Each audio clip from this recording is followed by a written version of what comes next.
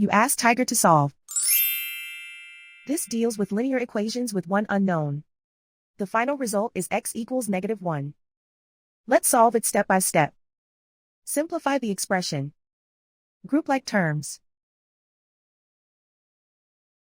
Simplify the arithmetic. Group all constants on the right side of the equation. Subtract 9 from both sides.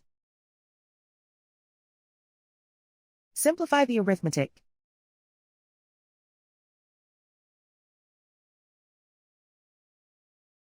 Isolate the x. Divide both sides by -3. Cancel out the negatives. Simplify the fraction. Move the negative sign from the denominator to the numerator. Simplify the fraction.